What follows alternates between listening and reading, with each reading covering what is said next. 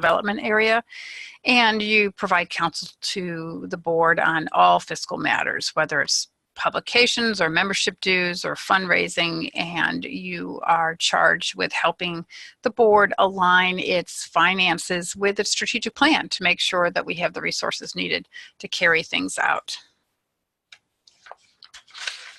So today we're going to try and make sure you have a deeper understanding of the role of budget and finance, of our budget process as it relates to ALA, the budget timeline, kind of some of the ACRL budget basics, and review some of the documents that you'll be getting so they seem less mysterious, and to understand what the work of the committee is this year.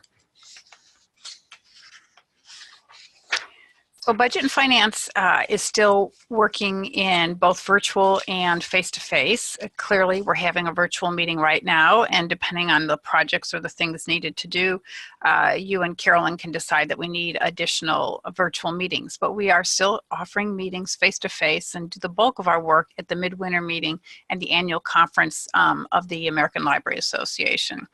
And we have a liaison from ALA's budget committee, which is known as BARC, which is the Budget Analysis and Review Committee. And this year that is Maggie Farrell, and she makes time to come to at least a half an hour of one of our meetings to make sure that she hears concerns from ACRL that they might have about the budget or ALA's budget and how it will impact the divisions. And can take those questions back to the bigger ALA, as well as to share with the Budget and Finance Committee the picture of ALA's finances and issues and things that they are considering. We will use ALA Connect, which many of you may know a new version of ALA Connect was installed, which we are still working to optimize for everybody's benefit, but it's still not quite up to speed. So bear with us as we try to get ALA to install some other features and give us some guidance about how to make this a good experience for everybody using it. So the board and the Budget and Finance Committee collaborate, and so here's what the board is responsible for. They are really going to approve the full budget, and they're going to take into account your recommendations, and their job is to have fiduciary responsibility and to maintain and monitor ACRL's financial solvency. So Budget and Finance is really an advisory committee to the ACRL Board of Directors. We like to make sure the communication stays close. Carolyn, as chair of Budget and Finance Committee, is a full member of the ACRL Board of Directors. So she has a seat at the table and will take your recommendations, concerns, questions directly to the board. And in addition, every midwinter meeting, we spend up to 2 hours together. The full board and the full Budget and Finance Committee meet, and sometimes what we try and do is get into meatier topics. So we've talked about relationships with vendors, we've talked about a longer term plan about dues. Recently we talked about reducing student dues to only $5, which we currently have now. So it's meant to be a more strategic conversation about membership, finances, and how we can financially sustain the work of the organization. Coming up at this midwinter meeting, where we'll be in Seattle, the Budget and Finance Committee will meet Saturday morning from 9 to 11:30, Sunday from 8 to 10:30, and have that joint meeting Monday morning from 8 to 10.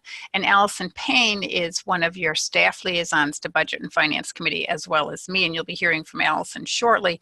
And she'll send out lots of reminders and invitations to those meetings to help you stay on task. And the annual conference, we typically meet Sunday morning, 9:30 to noon, and Monday morning, 8 to 11:30. That gives us time to hear from the board and also to take our recommendations back to the board.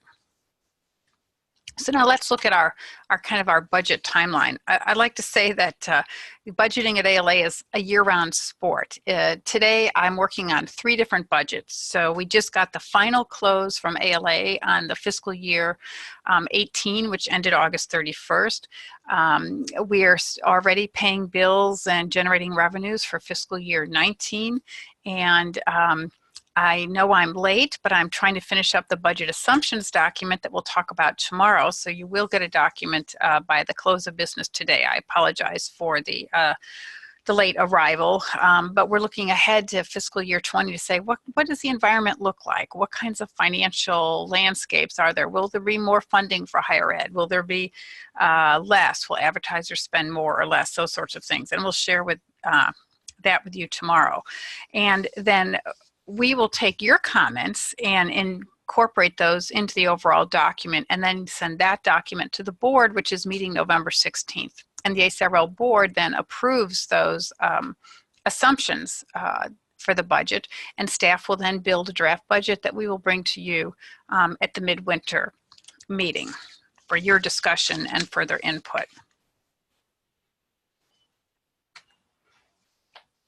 So then, based on what you tell us, staff may revise the fiscal year 20 budget in the early spring, and then later on in the spring, I'll meet with the ALA Budget Committee, BARC, as it reviews division budgets or provide them the information they need to understand the division budgets as part of the overall whole. And then we'll revise our FY20 budget to make sure we're using the latest data we have from FY19. So for example, let's say that right now we're saying, oh, and we're not saying this, but like, oh, advertising is taking off. We expect a 10% increase in advertising. And by May, we say that FY19 advertising has dropped 20%. Well, then we're going to revise that forecast and revise that number accordingly in the budget to give the association as current and accurate a budget picture as we can. So at annual, you'll review this revised budget, make any final changes, prepare a recommendation for the board. You'll also at annual review the HEPI index. And the HEPI index, for those of you who may not be familiar, is a higher education price index. And by ACRL bylaws, the board can raise dues up to the amount of the HEPI increase each year. So Budget and Finance will look at ACRL's financial picture, look at what the HEPI projection is supposed to be, and then make a recommendation to the board as to whether or not to raise dues. Then finally, the board will approve the FY20 budget and any changes to the dues. Now, this is kind of a long monologue here, so I want to just pause for a minute and see if anybody has any questions about the timeline or the cycle, or whether I should just plow ahead.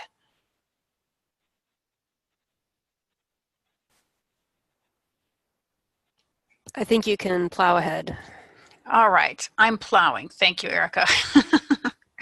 All right, so and welcome back to the committee, Erica. You've done many of these things before. So our major sources of revenue, it's different than working in a library at an academic institution. There is no allocation. We do not get direct financial support from ALA. When you pay your dues, the ALA portion of your dues, all of that goes to ALA, and ACRL gets the ACRL portion of the dues. There's no additional financing. We get indirect support from ALA, which I can talk about in a minute. So our major sources of revenue are membership dues, sales of publications, sales of advertising, sales of sponsorship, and education, professional development, whether it's the ACRL conference every 2 years, or webinars, or licensed workshops, road shows, immersion programs. Those are our major sources of revenues. We have had a few grants. We have not had one, I'd say, in about 5 years, but that is another potential source of revenue. Although typically those grants have brought in the money just that we needed to do that particular project and not really brought in additional sources of revenue because we've needed to use the staff time as the in-kind contribution. Our expenses are in member services, and I'll talk a bit more about what member services are, but generally a rule of thumb is that if it doesn't bring in revenue, it's a member service. So our advocacy work, our scholarly communications work, our awards programs, our advisory programs where we answer emails and phone calls from people in the higher ed community or the general public that have questions about libraries, or sometimes we still get questions about what is that old book that I have in the attic worth and how can you help me, ALA, ACRL. Of course, we have expenses with publications in terms of producing them, having staff available to edit them and get them out, expenses, with education. We hire presenters to deliver the curriculum. When we have a big ACRL conference, we have expenses for catering and the AV company and the keynote presenters and all those sorts of things.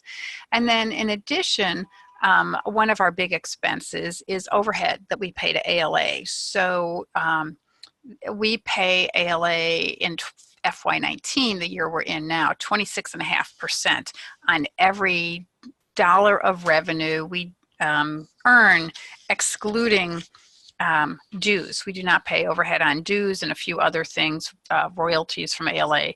But for the RBMS conference, for example, or the ACRL conference, if we charge $1 for registration, 26.5 cents of that goes to ALA to support things like the ALA Finance Department, the ALA Library, the Office for Intellectual Freedom, those sorts of non-revenue generating support structures and programs that ALA has. Let's see. ACRL has had a very healthy net operating balance, so that we've had some money so that we can go ahead and invest in more programs and services. And we have also added to our LTI, our long-term investment, or our endowment, as you'll see in a few slides. I believe that everyone got a briefing book from ACRL at annual, but if you didn't, you'll get one at midwinter, and that's where we have 10 years worth of data in terms of sales and membership and any kind of financial question that you might have, where we really try and see how things are going.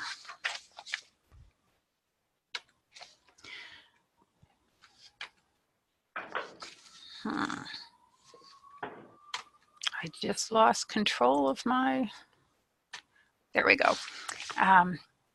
So there is an operating agreement between the divisions of ALA, of which there are 11, and ALA itself, Central ALA.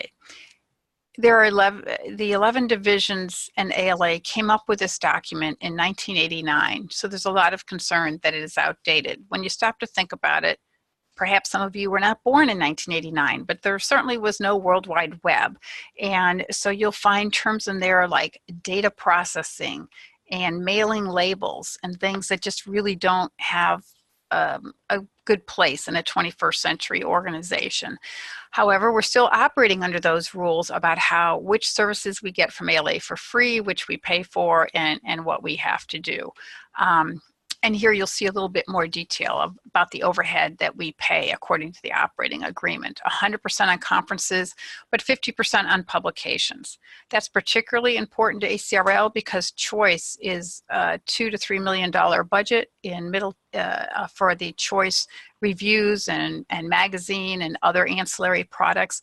And on their revenue, because of this operating agreement, we're only paying ALA 50% rather than the full 100%. So where ACRL on a conference will pay 26.5%, Choice is going to pay 13.25%. And as Choice is a bit financially challenged, which you'll learn more about as you come onto the committee, you'll see how important that is. And I would say that's not an unfair advantage in the sense that ACRL Choice is paying the loan for the building and all of its own heat and light, since it's not housed in Chicago with the rest of the office. It's got all of its own IT expenses and all those sorts of things, which are not being funded or paid for by ALA.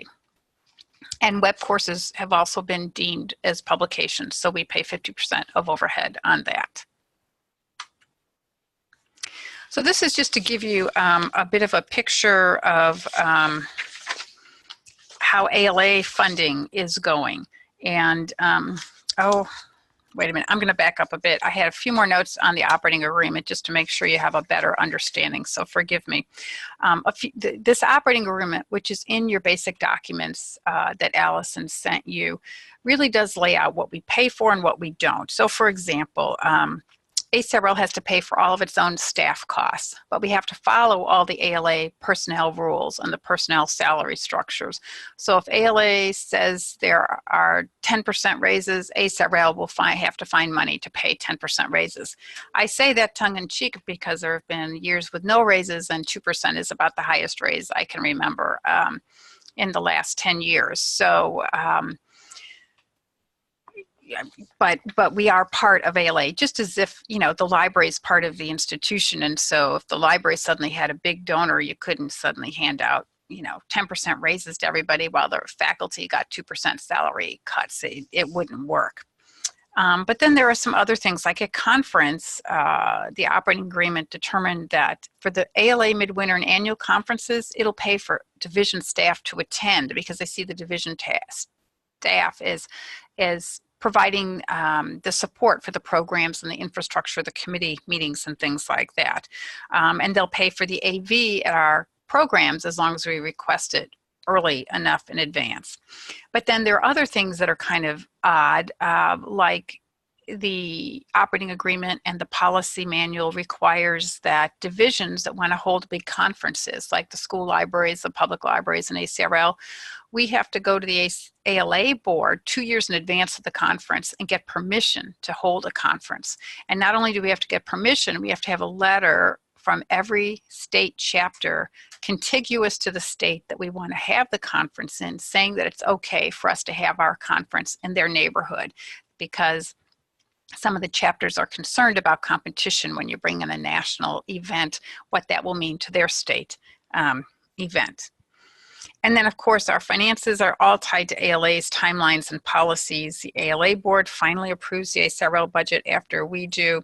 And there's some things that are in the operating agreement that are direct costs that we pay, such as computer depreciation and long distance phone calls and most supplies and equipment maintenance and things like that. So I guess it's almost like you could think of the operating agreement as the condo association rules. It spells out who's doing what and when the whole is responsible for the cost and when the different parts are responsible for the cost. Any questions about that? And feel free to use your mics. It's a small enough group. I'm happy to take voice questions.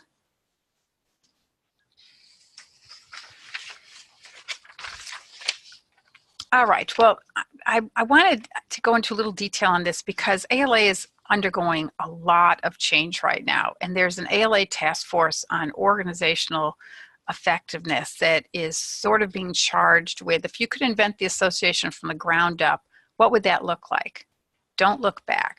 And I'm fairly confident that over the next couple of years, this operating agreement will be overhauled and there'll be a lot of discussion about who pays for what and under what circumstances. So I want to make sure you all, as representatives of ACRL, have an understanding so that when some of these changes come up for discussion, we understand what it means.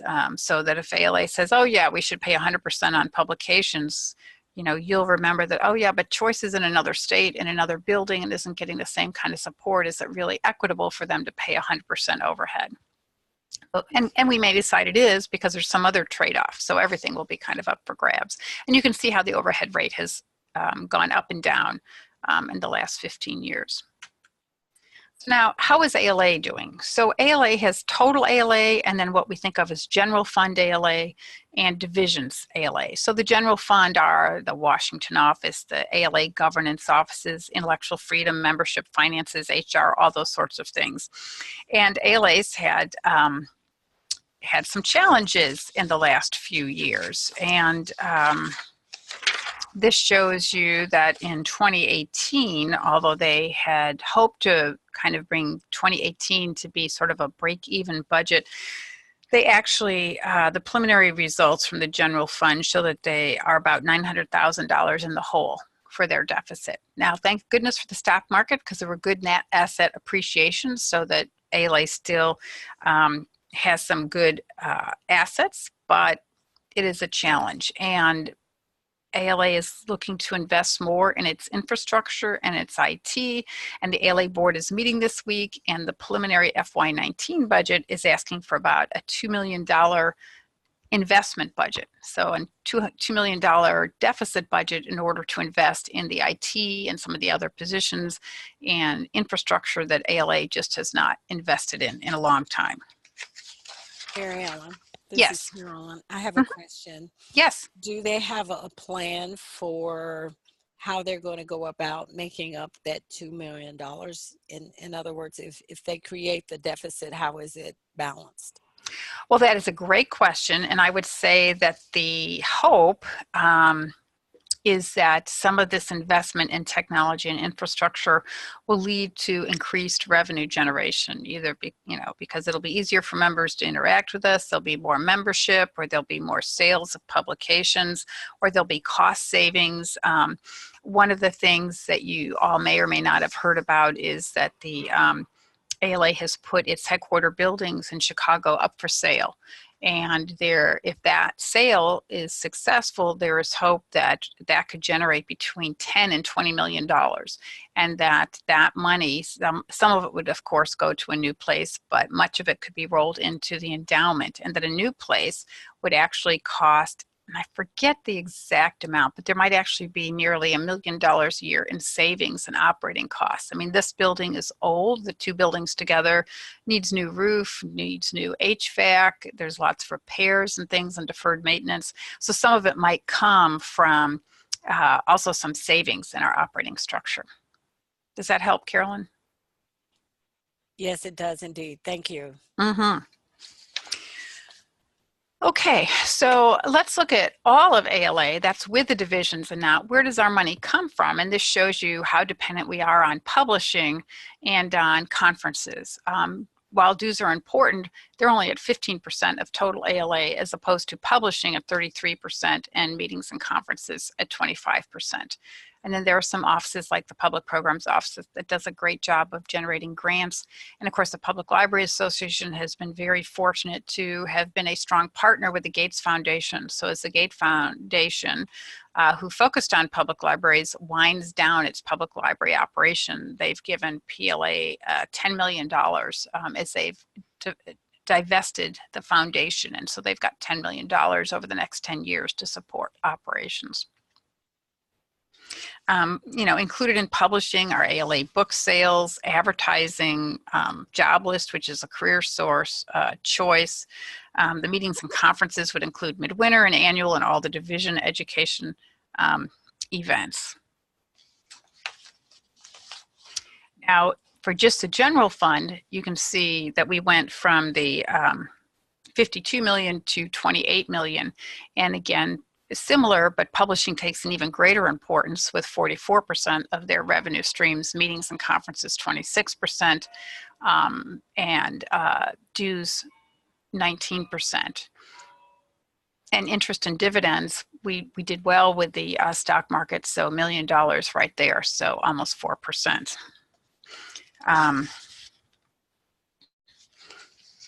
Now, this interest income is something else that you should be aware of. Not only is that appreciation, but as the divisions end the year, they're either going to have more money than they started with or less money, depending on whether they had a deficit budget or not. Any leftover money they have, the divisions get to keep, and we call it a net asset balance. But ALA earns the interest on that money. The divisions don't, which is why back in the 90s, ACRL asked on behalf of the divisions to be able to create its own long-term investment or endowment accounts. And on those accounts, we do earn interest. So more about that later. Mary Ellen? Yes. This is Karen. Hi. Could I just ask a quick question about that chart? Uh-huh. The dues segment seems like a really high number. Just doing sort of the math on if we're only getting the ACRL piece of dues, right? Oh, this is general fund. So this is all of ALA. So this is $130 general fund. Okay, thank you. 5,000 people pay. Yeah. I'm sorry. I thought we were looking at ACRL. Thank you. Nope, haven't got to ACRL yet. Okay, thanks. Yeah, absolutely. All those numbers look big, but good question. Yeah, they are very big, and they're way bigger than ACRL has. But we can aspire to that, Karen. Right? I don't know why. Under your presidency, we are just going to like quadruple membership. What do you think? Great. Thanks. So here's a look at the divisions, and these are all the divisions. And you'll see the sawtooth approach, which you will see in all of ACRL budgets too, so that the way ALA's fiscal year works from September 1st to August 31st, the Public Library Association and the School Library Association have their conferences in the same fiscal year. Now, the Public Library Association is a big conference. It's nearly as big as Midwinter. It can have 8,000 to 10,000 people attend and generate $1 million in overhead easily. The ACRL conference is in the odd years where you see the downward trend. And although our conference has steadily grown over the years, we can't make up for the difference in two conferences overhead. And so that's why it's going up and down a little bit like that. And you'll see our division revenues. Here are smaller numbers. So these are all the divisions. Now dues has dropped down. I've got to squint at the colors. I think it's the purple to 2.6 million, which is more in line with dues, because ACRL's dues are about $600,000 a year. But we are clearly very dependent on publishing and on meetings and conferences. And actually, when you look at that publishing number, the big players in publishing, of that number, Choice is $2.8 million of the 4.9, and ACRL is $1.1 million. The other big player is the Association of Library Services to Children. They have a booming book seals business of over $1 million because they sell seals to publishers to put on their Newbery and Caldecott award-winning books, which are very popular with libraries. So they are the big players. The other divisions do not do quite as much. So that's where our money comes in from. Where do we spend it? This maybe isn't quite as helpful because the way ACRL allocates its salaries, but you can see as many of you also have the same thing. The most important, the most expensive part of an organization is its staff. And so payroll is, $6.5 million as opposed to other expenses and meetings, publications, travel, etc. And I don't know that we have a slide about how we do our, do you talk about the staff allocation, salary allocation, Allison? No, you may want to just touch on that. Okay, here. so I'll touch on that here then. So one of the things we do is, as staff, and we've been doing this for decades, I can't take credit for it, but it is an association best practice, is that we sort of operate, as some people say to me, like you're like a law firm. We keep time studies. We write down where we spend our time, and at the end of the year, we charge all that time back to the projects. So we know how much staff time went into having the ACRL conference or into publishing college and research libraries news. We aggregate the staff time. So if salaries are, say, $1 million, we keep our time studies, and if 5% of that $1 million went to support the board's work or committee's work, then 5% of the million is charged to that project, not 5% of Mary Ellen's salary and 5% of Allison's salary. That way, the variance in salaries is sort of smoothed out across all the projects, and nobody is penalized for working with a more expensive staff person or given a little boost by working with a more junior staff person. So that is an important thing to think about as we look at our salaries. I think members and the leaders at the time that was done really wanted to have a true picture of what it costs to do something. It's very easy to say, oh yeah, we can add another project or something, or oh, let's only charge $100 for that registration because that'll cover the cost of the coffee and that'll cover the cost of the laptop and projector.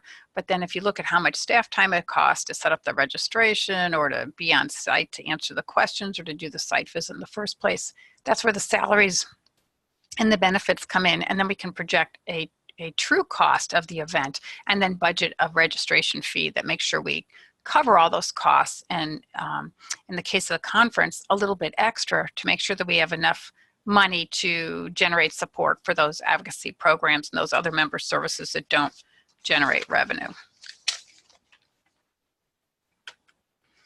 Now, I mentioned that we have an endowment. This is ALA's endowment, and the stock market, as you know, was good to most of our retirement accounts and our investments this last year. So it was good to ALA as well.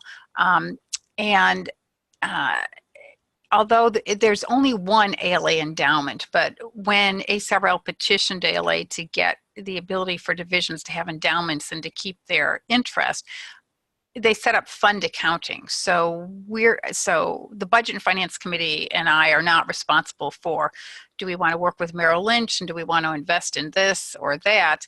ALA is doing that for all of us for one big endowment, but they have set up funds so that we can see what our endowment values are.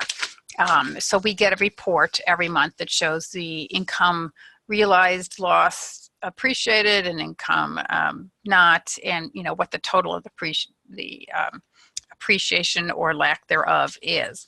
And we have been steadily investing in the long-term investments. So in 2015, we added from our net asset balance where we're not earning any interest, we moved $150,000 of that into the LTI. In 2016, we moved $250,000. In 2017, we moved another $250,000. And in FY18, we swapped, and this is going to get complicated, so I'll try and go kind of fast, but you can ask questions about it and we can talk more about it at midwinter. But the board and Budget and Finance Committee agreed to provide some innovative seed money to Choice to develop some new products and services. So in return for ACRL giving Choice $350,000 from its net asset balance to Choice's net asset balance, Choice moved $350,000 out of its long-term investment to ACRL's long-term investment. So because getting money out of a long-term investment is as bad or worse as trying to get money out of your IRA. We have to ask permission from the ACRL board and the ALA board and have a repayment plan with interest approved by the board to get money out. So it's really I see the long-term investments as more of a revenue stream, as a way to earn interest that we can then put into our operating budget. It's not really good seed money or startup money. I mean, it could be if we had a really good idea, or it could be an emergency fund. I mean, if something really went wrong and there was, nearly $5 million sitting in a long-term investment, we might have a very good case to petition the board to say, hey, we really need this money. But since the endowments have been set up, I'm unaware of anybody getting any money out of them in the division. So it's kind of, if you put your money in, you leave it there. It's to accumulate and kind of provide a resource for the organization.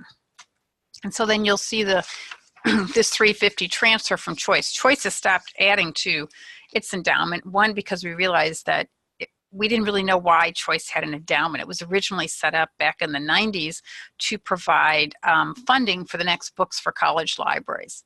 Well, then we did resources for college libraries with Bowker as a partnership, and because it's so hard to do new product development with, it's like borrowing money to put a down payment on your house, and then you have to pay interest on the money you borrowed as well as on the mortgage, and the mortgage interest, it gets to be a very expensive way to use money. So we stopped contributing to the endowment, and then the decrease in the endowment you can see there is from the 350, it moved over to ACRL's endowment. Because the market did so well, that $350,000 only really cost Choice's endowment $308,000 because of the appreciation. Now, ALA will talk about all the different kinds of budget funds it has. So it has the operating fund there on the left, the general fund I've mentioned, the divisions, the roundtables. It has the capital funds, grants and awards, and then the endowment. And this is for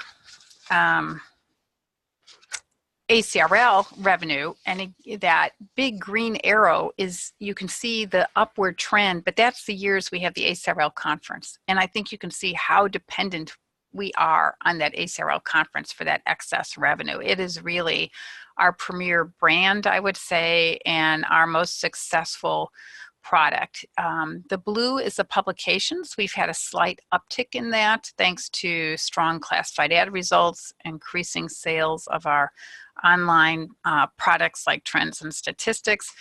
But if I showed you a chart like this in the 90s, it would have been the advertising and things that were really keeping the organization going. And now that is, they're just very, very flat. In this briefing book, you'll see this conference bulge, and you'll see the green, light green is the revenues, the dark green are the ACRL conference expenses, then you'll see the purple net revenue and then the overhead. And one of the changes you'll notice is that we have started to pay more in overhead starting in 2009. Our overhead costs are more than our net revenue because we're trying to keep the registration as reasonable as we can, still generate a profit, but that overhead, if we're successful in generating excess registration or excess exhibitors, we're going to pay ALA on it. So that is the trajectory that we're in. Budget and Finance Committee and Board also wanted some quick ways to look at how ACRL was doing, and you as Budget and Finance Committee members can ask for different metrics if these aren't the ones that work for you, but this is meant to be to take that 100+ page briefing book and boil it down to one page front and back. How many members do we have? What are our retention rates? What do our dues look like compared to membership? And if you look at chart 3, you can see that even though our membership has steadily declined, the trajectory of the dues is much less of a decline, and that is because every year the Board and Budget and Finance Committee has decided to raise the dues to the happy amount. And because inflation has been so low, we're talking about a $1 increase a year. The highest I think we've ever increased since in the last 16 or 17 years before we implemented the happy as a metric is $2. And research in association membership shows that when you do slow but steady, gradual increases, most people don't even know them. It's when when I first became executive director, it had been 16 years since they did a dues increase. People noticed. We had to explain why in 16 years the cost of doing business had gone up and why we needed to ask members to contribute more. But we've had virtually no comments on the dues going from $60 to $61 to $62. And then you'll see ALA versus ACRL membership and market penetration. And I think this is one of our challenges. This membership trend line is continuing down. Now the profession is getting smaller. There are fewer positions available in academic libraries. There are fewer people graduating that are going into academic libraries. I think we've all seen more master's programs focusing more on information management and data management, less emphasis on traditional, what I would say is traditional academic librarianship. But I also think that the boomer generation, of which I can speak for myself, we joined things and joined them forever. We just thought it was the right thing to do. It was the good of the profession, and we would join. I think generational research shows there's more of a trend to go in and out of an organization. Like, oh, I'm interested in that. I want to support them. Oh, but I'm not going to go to the conference the next few years, and so I won't join for a few years. That in and out. So part of our challenge is to help ALA and to work with ALA to how can we have a better value proposition that people want to be engaged and want to stay part of the members. So I have left almost 15 minutes for Allison, so I'm hoping that I'm almost at the end of mine, and I will go fast. I mentioned member services. You can see the dues in the red versus the green in the revenue. Excuse me, the dues in the green is what we take in, and the red is what we're spending to give services to members on projects that don't generate revenue. But we're making up for that with revenue from book sales, advertising, and conferences. Here are our current net asset balances and our long-term investments. Those that with an eagle eye might notice that the LTI number here is larger than the one on that chart because the ACRL long-term investment figure here includes several of the awards, endowments that we manage, the Oberlin Award, the Atkinson Award, and the Lieb Award. So those funds are included in this. And now I think, is it Allison, are you going to take over telling us about reports, or do you want me to do? Yeah, I can take over the quarterly reports. This works. All right, great, thank you. Sure. So I'll go over these. So every quarter I'll send out or I'll create a quarterly report based on actuals for ACRL and choice. Well, there's just choice as a whole, but actuals for ACRL, and that's rolled up by business lines. And then I will show you, and there's also a narrative cover memo that Mary Ellen writes that goes into further detail explaining why something might not be hitting budget or might be below or above actual or budget. All right, and then can you flip the slide? I don't think I have.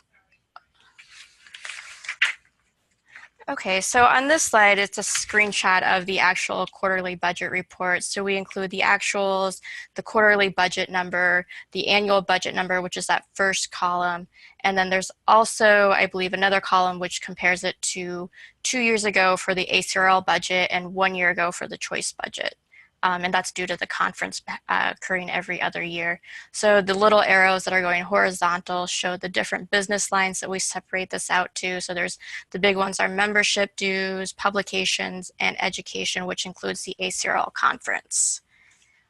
And then we also, at the top, we include our opening reserve levels. So that includes our operating, our LTI, as well as choices numbers at the beginning of the year.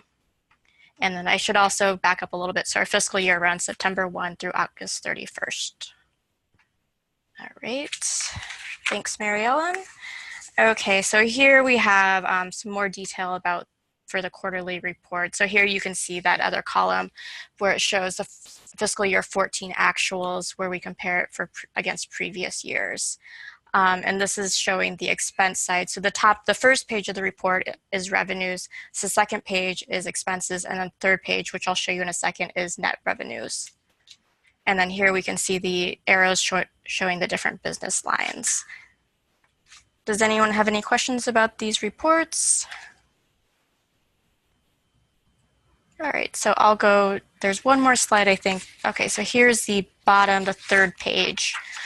So this includes the net revenues for ACRL. So that item that says net revenue without choice, that's actually ACRL's net revenue quarterly and then annual on that first column. And then choices net revenue is shown just below that. And then also we've added these ending reserve levels, and this is not extremely important each quarter, but at the end of the year, for the end of the fiscal year, it does show you our ending reserve levels. All right, thank you. And then also, so the board doesn't get the individual project budgets because we have about 40 projects, and that would add quite a bit to our board packets, but the Budget and Finance Committee will include, will see these individual project details. So here we include both the numbers and the narrative of what makes up each of the different revenue and expenses. So these project budgets, so we have about 40 different project budgets. So membership, board, there's just pretty much every activity that we complete is divided into different projects. So the top of these project budgets include revenues, the bottom includes expenses, and at the very bottom you'll see the net revenues. So here we can see the revenues, a revenue snapshot of membership services. All right, and this is that bottom section I was talking about. So this shows the expenses. So everything with the way our projects work is that 4,000 shows revenues, 5,000 shows expenses. And then we include that very last number includes our net revenue for each project. And then I'll just add, you'll see on line 19, the salaries and wages, it says calculated as a % of total salaries. You'll get a lot of spreadsheets, and one of them will be the salary matrix where we lay out all the projects and based on the time studies, estimate how much time we'll spend in the coming year. So that 65,000 of salaries is that X percentage, which it would say in the salary matrix is going to get assigned to this. And we use the same percentage to assign benefits and the same percentage to assign what we call miscellaneous, which is that sort of, I bet you would call it the G&A budget, the general and administrative budget, where you're, maybe printing letterhead or buying supplies or paying the computer depreciation, and we allocate that out to other projects on the same percentage basis. Thanks, Mary Ellen. Okay, so here's an example of a project on committees and interest groups that does not generate revenue. So at the bottom, you'll see the negative net revenue. So this is an example of something that's funded through revenue generating projects like our conference and license workshops. Thank you. a question about the salaries and wages. Sure. Do you do it, Mary Ellen, where it's like, I used to work for a law office and you charged, like you might end up with 200% of your time listed as billable hours. Do you do it? It looks like you're doing it as a percent of the total spend, so that only, or with the number of, like, in other words, does the cost assigned to each project, if you add it all up, is that equal to the amount of salaries and wages and operational budget involved in those projects, or is that more like billable hours or something? I want to say yes, and I want to say yes and yes. So let me see if I can unpack that. So some of us might work 120%, but we're not going to charge 20% more than what the total salaries are. So it all works out to, you're only going to get, each project will only be billed back a percentage of the total. So if salaries are 1.2, even if people work 20% more, you're going to get billed back at $1.2 million. The percentage of that. Does that answer your question? Got it. It does totally. Thank you. Okay, you're welcome. Thanks. All right. And then did you want to advance the slide, Mary Ellen? I think one more. Okay, so yes, this is the CNRL news. Thanks. Okay, so this is an example of one of our publications, College and Research Libraries. And it has a small net or small revenue, and this is mainly because, so since it's become open access, it's created less subscription revenue, so it's slowly declining on the revenue amount.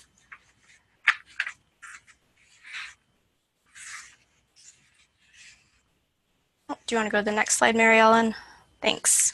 And then this is another part of the budget packet. So this includes the historical executive summary, which you can see it shows a snapshot of the last few fiscal years versus actual, and then it includes the budget for the two upcoming, or the current and the upcoming fiscal year. So this is also divided in similar ways to projects. So it has revenues at the top, expenses, and then net revenues at the bottom. And you can see here that seesaw. So 2013, $4.7 million of revenue, and then we drop back to 2.2, then up to 5.2 million, then down to 2.6. So that difference is primarily the ACRL conference every year, and that's why there is a difference in the net, which we show you, both the net without choice and the choice net, so you can keep track of those two projects separately. Thanks, Mary Ellen.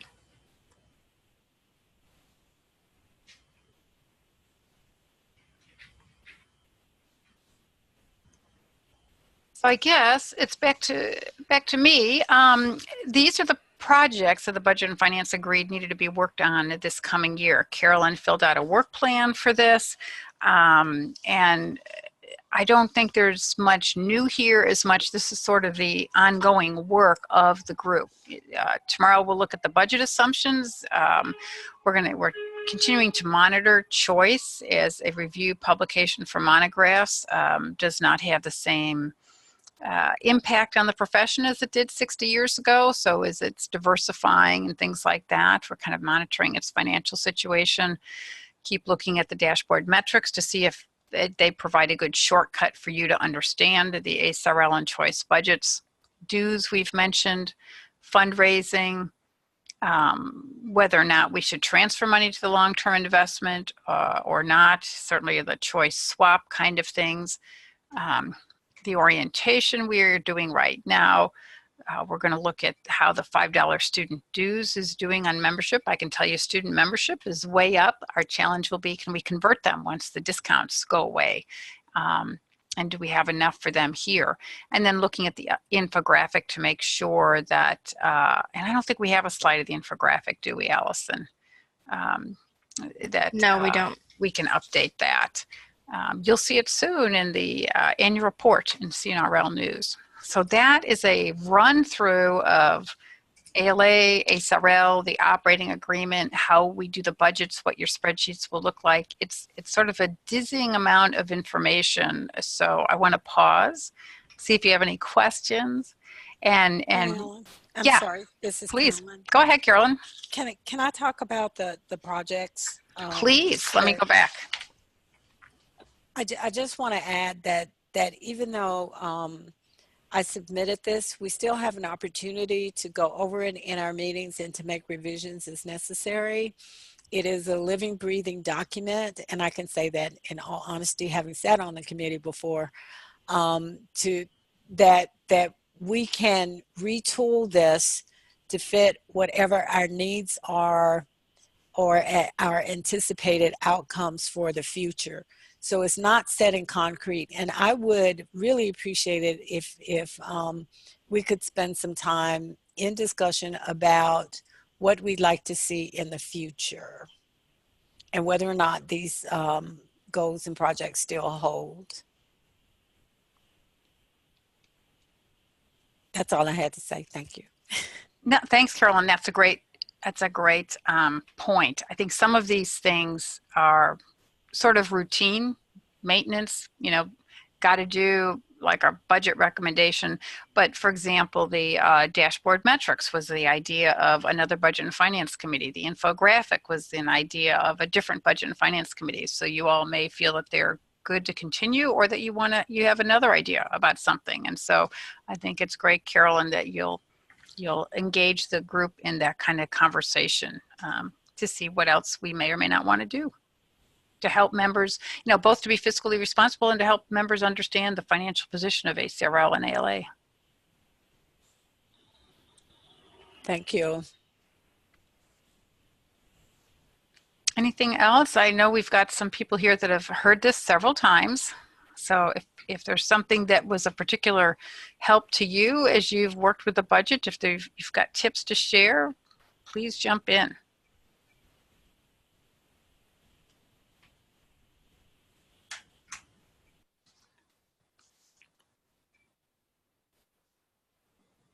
I guess I have one question. I don't want to keep us too long, but does the end of the fiscal year net asset balance, does that accumulate from year to year?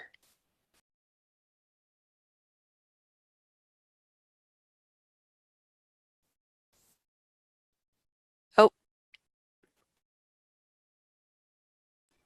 I did my muting in reverse. Sorry about that. it's okay. Yes, we do get to keep the net asset balance and accumulate it, which is why in the last few years you'll see a number of deficit budgets from ACRL because we are actively working to invest in programs and services. Our net asset balance had gotten up to almost $5 million. Yeah. And we don't need to keep $5 million sitting around just in case. We started being conservative during the recession, but we're like, no, we don't need that much money. So that gave us, the board, the opportunity to invest in some choice new initiatives. We're developing Project Outcome. We've budgeted $300,000 to $500,000 to develop an assessment tool that will be freely available to the profession. It's helped underwrite the costs of being open access. So it does accumulate, and part of our job on budget and finance is to make sure it doesn't accumulate too much. Great. Great question. We are at the top of the hour. I know we got started a few minutes late, and I have a few minutes if people have more questions, but I also, and Carolyn, did you have any last words you wanted to share with the committee? I just want to say I'm getting the hang of this, and I sincerely appreciate everyone's patience. I look forward to working with you, and I think we're going to have a fabulous year. Thank you, Carolyn. I look forward to working with all of you. And if nothing else, remember, it's a team effort. None of us have to do any of this on our own. And there's no dumb questions. It's a complicated budget. It's quite different than library budgets, I've been told by many, many members of the Budget and Finance Committee over the years. So, I'm here to answer your questions, to make it easier to understand. And I always say to committees and boards that I work with, anything can be changed. So don't feel that just because this is a way we've always done it, we got to keep doing it that way. If we come up with a completely different way to show the budget to members, I'm up for that. I can be persuaded. If you guys have a good idea, that's awesome. So I look forward to working with all of you and seeing as many of you as possible tomorrow, and I know it'll look like a long document, but there's a lot of bullet points in the budget assumptions. So skim, and we'll do sort of a read along tomorrow. And the purpose of the meeting tomorrow is just to make sure that if you all see different trends in higher ed than we're seeing here, or have information we can add to it, or like, oh, what about this project? This is just your opportunity to say, yeah, that makes sense, or no, we want to add this, or no, we want to take out that kind of thing. So before I go home tonight, we're going to send out that document, and usually I will try to give you much more time to read it. I won't make any excuses. I just have run out of time to work on things. So we'll talk again tomorrow. All right, great. All right, Thank you very much. Thanks, everybody. Thank you. Bye. Bye-bye. Bye, everybody. Thank you.